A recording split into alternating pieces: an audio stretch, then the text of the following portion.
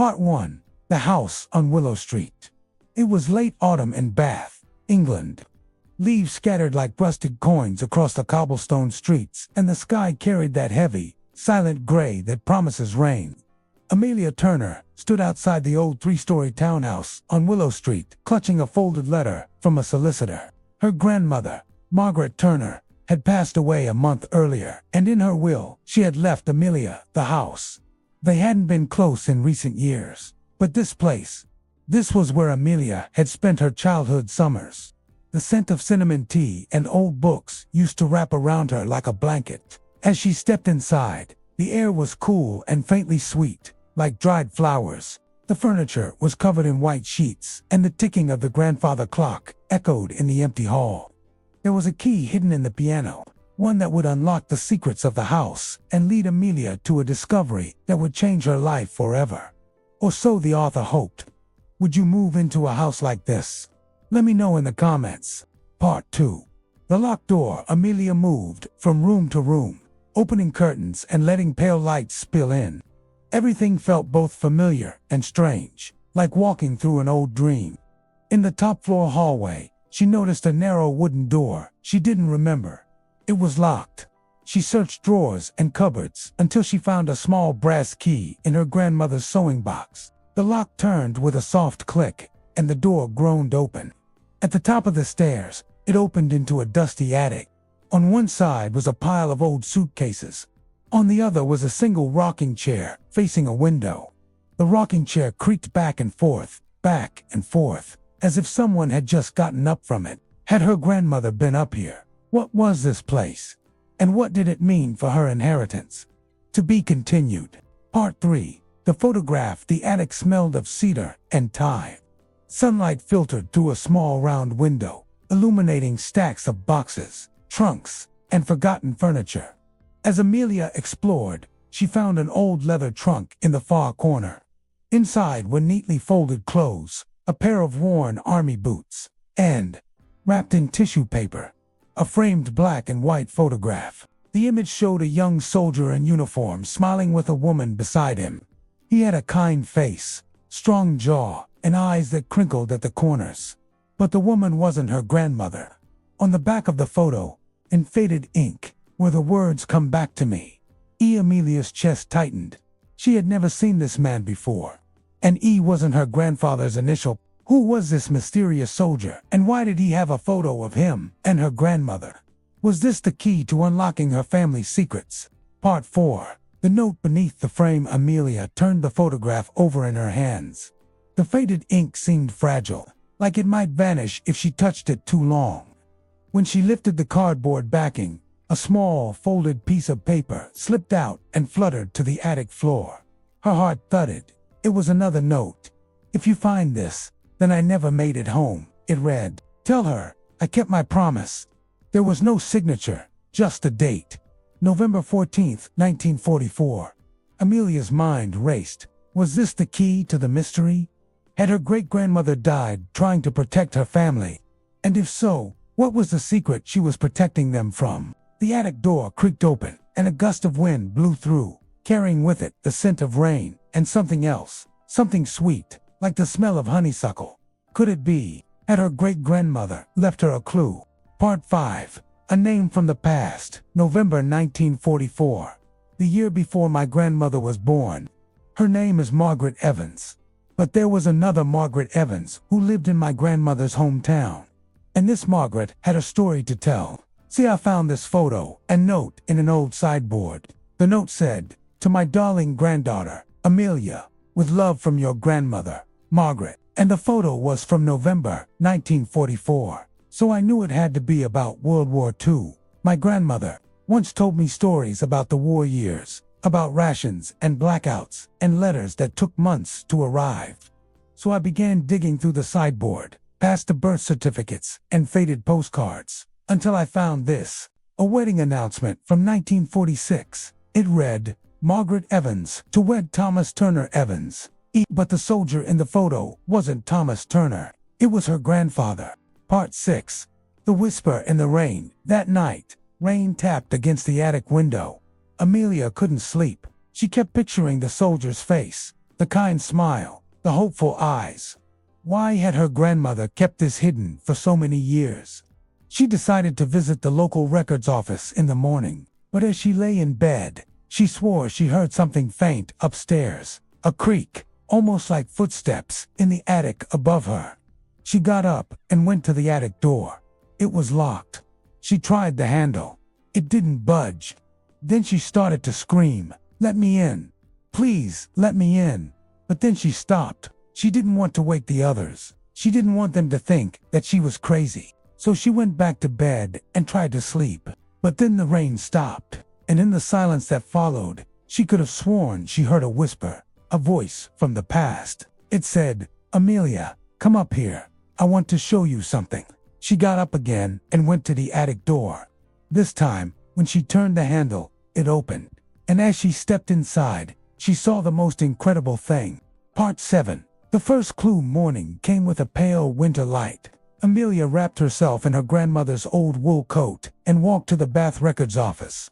The clerk, an older man with round spectacles, studied the photograph carefully. "I think that's a Royal Air Force uniform," he said, pointing to the insignia on the soldier's cap. He brought out a thick book of enlistment records from 1940 to 1945. After an hour of scanning names, Amelia found one that made her pulse quicken. Edward Eddie Evans, missing in action. November 14th, 1944.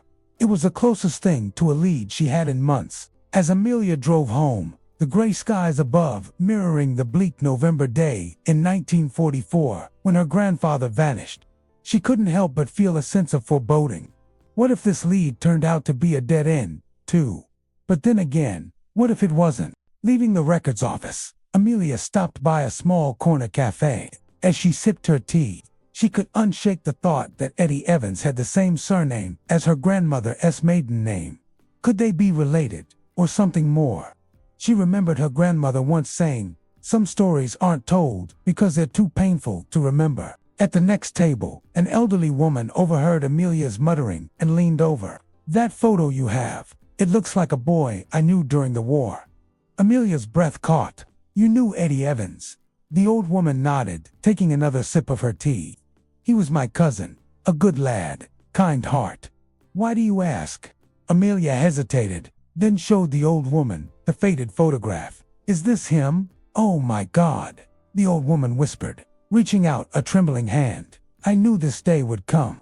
I just didn't think it would be today." What did she mean? And why did the photo bring back such painful memories for the old woman? To find out, Amelia will have to dig deeper into her family's past and uncover a secret that has been buried for over 80 years. To be continued. The old woman's voice was like silk. "I was 17 when Eddie left for France," she said, her eyes twinkling. "Your grandmother and Eddie were the best of friends. Everyone thought they would marry. But then the telegram came. He was missing in action. They held a memorial, but Margaret never believed he was gone." Amelia felt a lump in her throat. She clutched the photograph of the two of them in her hands. "If he didn't die, where was he?" she whispered. Mrs. Whitmore's eyes clouded with age. "That's the part nobody knew," she said, reaching out to take the photo. When she did, a flash of movement caught Amelia's eye. It was the locket. She hadn't noticed it before, but now that she saw it, she couldn't unsee it. "Can I?" Amelia asked, her voice trembling. Mrs. Whitmore nodded, placing the locket in her palm. It was cool to the touch. Inside, there was a picture of a young woman with fiery red hair. On the back, etched into the metal, were the words, "To my dearest Margaret." Part 10. A glimpse into 1944. That night, Amelia sat at the old oak desk in the study, the photograph propped against a lamp. She closed her eyes, imagining her grandmother as a young woman. And in her mind, the attic's silence gave way to the sound of typewriters, sirens, and the echo of marching boots. Bath, England, August 1944. Margaret Evans stood on the train platform, clutching Eddie's hands. He was in uniform, cap tilted, eyes bright despite the war. "I'll write," he promised. "You better," she teased, though her eyes brimmed with tears. The train whistle screamed, and in a rush of steam, Eddie leaned in. "I'll come back to you, Maggie." No matter what. Amelia's eyes snapped open. No matter what had they been through together? How had they met? And why did Eddie have to go away? Was that why her grandmother never married? The questions swirled in her mind like the dust motes dancing in the attic's silence. Until one day, she found a letter opener hidden beneath the floorboards. It was a simple key to the past, a way to unlock the secrets her grandmother had kept for so long. And as Amelia turned the key, the story of their love unfolded before her eyes. Part 11. The Unsent Letters. Back in the present, Amelia searched through more boxes in the attic. Under a pile of yellowed newspapers, she found a small tin box tied with twine. Inside were letters, dozens of them, all addressed to Margaret Evans, but never opened. The return address was a military hospital in Belgium. Each envelope was marked, "Return to sender, undeliverable." Her heart pounded. Eddie had survived long enough to write these. So why hadn't her grandmother ever received them? Was there something her grandmother didn't want her to see? A name, an address, a date? Maybe the key to this mystery was hidden in plain sight. And as she turned the box over in her hands, Amelia noticed something. The postmarks on the envelopes were from different years, different decades even. This was no ordinary tin box. It was a time capsule. And the letters inside were not only love letters, they were clues to a mystery that spanned over 70 years. And it all started with one question. Why? Why had her grandmother never told her about Eddie? Part 12. A name in the margins. One letter caught Amelia's eye. The paper was brittle, the ink faded, but at the bottom was a signature. Edward Evans, Ward 3, St. Augustine Military Hospital. On the back, in smaller handwriting, were words that chilled her to the bone. If you can't find me, ask for Sergeant James Whitmore, the same surname as the old woman at the cafe. Could this be a relative? Amelia had found the family's hidden treasure, a box filled with letters, diaries, and photographs. But this was the first time she'd seen a name from the past that connected to someone in the present. Her heart pounded as she rushed to the cafe. Maybe, just maybe, this mystery could finally be solved. What did the old woman know about the letter? And how could it lead Amelia to uncover the secrets of her family's past? To find out, stay tuned for more. Part 13. The confrontation the next morning. Amelia went straight back to the cafe. Mrs. Clara Whitmore was in her usual seat, reading a folded newspaper. Amelia placed the letter on the table. "You told me you didn't know what happened to Eddie. Then why is Sergeant James Whitmore, your husband, named here?" Clara's face drained of color. Her hands trembled as she set the paper down. "I didn't lie, child. I just never told the whole truth." "What are you hiding, Clara?" "I'm sorry, Amelia. I never meant for this to happen. It's just that I couldn't bear the thought of losing another child, not after what happened to my Robert. I never wanted to be a burden to James, so I kept quiet. I'm so ashamed, Amelia. As a mother, I should have protected you. I failed you. I'm sorry." Mrs. Whitmore's confession shocked Amelia. She had no idea her mother was involved with the cartel. But why? What had happened to her brother, Robbie? And how was he connected to the cartel? The hospital years. Clara took a deep breath. James met Eddie in a hospital in Belgium. Eddie had been injured, badly, shrapnel to the head. He couldn't remember who he was at first. James took care of him for months. Then one day, Eddie started remembering things.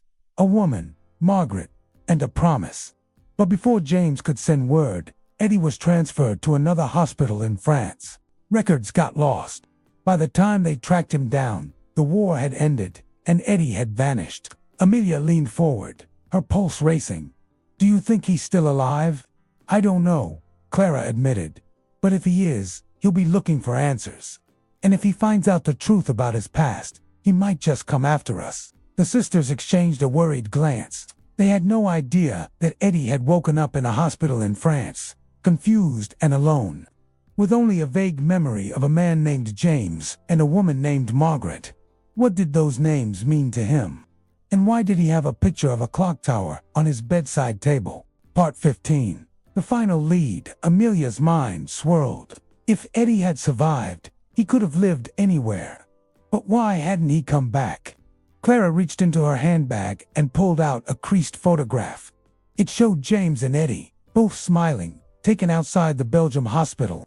On the back, in faint pencil, was an address: Harbor Street, Boston, Massachusetts. It was a long shot, but it was their only lead. So Amelia did what any normal person would do. She booked a flight to Boston and took a cab to the address on Harbor Street. The driver dropped her off in front of a large Victorian house. And as she stepped out of the car, she noticed a familiar face. It was Eddie, looking exactly the same as he did in the photo, except now he was older and he had a limp. He was staring at her, his eyes wide with shock. Then he turned and walked away, slowly, disappearing inside the house. What? Why? A million questions raced through Amelia's mind. Why did Eddie run away? Why did he lie about his past? And what happened to James? All of these years later, she was finally getting answers. But it came at a cost. To be continued. Part 16. Across the Ocean. A week later, Amelia was on a flight to Boston. The address from the back of the photograph clutched in her hand. Through the small oval window, the Atlantic stretched endlessly beneath her. Gray and restless, she thought about her grandmother, the quiet pauses in her conversations, the way her eyes sometimes drifted toward the attic ceiling, like she was listening for someone who would never arrive. By the time the plane touched down, Amelia's chest felt heavy, not just with jet lag, but with the weight of decades of unanswered questions. Questions that had echoed through the halls of her childhood home. Questions that had haunted her dreams. Questions that now, finally, she would get answers to. The cab ride from the airport was filled with nervous energy. Amelia's heart pounded against her ribs like a trapped bird. When the cab pulled up outside a large Victorian house, she took a deep breath and stepped out. This was it. This was where her grandmother had spent the last years of her life. And now, Amelia was here to uncover the secrets of the past. Part 17. Harbor Street, Boston. The air was crisp, carrying the faint scent of the ocean. Harbor Street was lined with old brick buildings, some converted into shops, others still residential. The address led her to a narrow townhouse with faded green shutters. An elderly man was sweeping the steps. He wore a thick cardigan and his white hair caught the afternoon sun. "Excuse me," Amelia said, holding up the photograph. "Do you know anyone named Edward Evans who used to live here?" The man's broom stilled. His eyes flicked to the photo and stayed there. A bead of sweat rolled down Amelia's temple. Was he recognizing her? She couldn't tell. His gaze was intense, unsettling. Then a slow smile spread across his wrinkled face. "Ah, yes," he said, his voice raspy with age. "I knew Eddie. Great guy. Lived here all his life, until he moved to Florida with his wife. You wouldn't happen to have his contact information, would you?" Amelia shook her head. "Sorry, Mr. Call Me Mac," he interrupted, extending a gnarled hand. "And you are?" "Amelia." She placed the photo in his palm. "Can I ask you something else?" "Sure, dear. What is it?" "Do you know what happened to him?" Part 18. The caretaker's story. "I'm sorry," the man said slowly. "Eddie passed away about 12 years ago. But I knew him. I was his neighbor for nearly 30 years. Amelia's heart clenched. Did he ever talk about someone named Margaret Evans? The old man's expression softened. All the time. He kept a box under his bed, letters he'd written but never sent. Said he didn't want to disturb her life in case she'd moved on. He hesitated, then added, "If you want, I can show you where he's buried." When they arrived at the cemetery, the caretaker led Amelia to a small, weathered headstone. The inscription read, "Here lies Edward Arlington, 1926 to 2011. Rest in peace." Below that, in a less legible scrawl, was the name Margaret Evans. Part 19. The cemetery on the hill. The caretaker led Amelia up a winding path to a quiet cemetery overlooking the harbor. Gulls cried in the distance, and the smell of salt water mingled with the earthy scent of fallen leaves. They stopped before a simple gray headstone. Edward James Evans, 1922 to 2009. "I kept my promise." Below his name was a single line. "I kept my promise." Amelia's knees weakened. She crouched, running her fingers over the engraved words, and tears blurred her vision. "It's beautiful," she whispered, wiping her eyes. "Thank you for bringing me here." The caretaker nodded, his face grave. It was an honor to serve him. He was a good man, a true gentleman, even in his passing. Amelia looked out over the harbor, her heart heavy with a sadness she couldn't shake. As they turned to leave, she noticed a small wooden box at the base of the headstone. Curiosity got the better of her. She opened it to find a neatly folded piece of paper. Unfolding it, she saw that it was a map. But this wasn't just any map. This was a treasure map, and the X marked the spot where Edward was buried. Part 20. The box under the bed. Back at the townhouse, the caretaker unlocked Eddie's old room. It was frozen in time. Neatly made bed, worn armchair by the window, books stacked in uneven piles. From under the bed, he pulled out a tin box. Inside were dozens of letters, all addressed to Margaret Evans. The earliest were written from the hospital in Belgium, the later ones from Boston. Each letter ended the same way. "I hope you're happy, Maggie. That's all I ever wanted." Amelia pressed the letters to her chest, her sob catching in her throat. Who was this mysterious Maggie? And what did these letters mean? Was she a friend, a lover, a sister? Why did Eddie keep them? And why did he lock this box under his bed? What secrets did it hold? And how did it end up in his bedroom? The caretaker didn't know any of this, but he knew one thing. It was up to him to find out. He reached for the first letter, his heart pounding in his chest. Who was Maggie, and what did she mean to Eddie?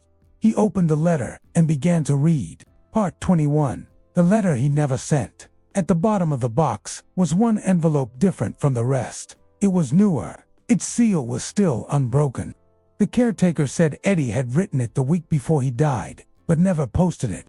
Hands trembling, Amelia opened it. "Maggie, if this reaches you, know that I never stopped loving you. I didn't come back because I thought you deserved more than a man broken by war.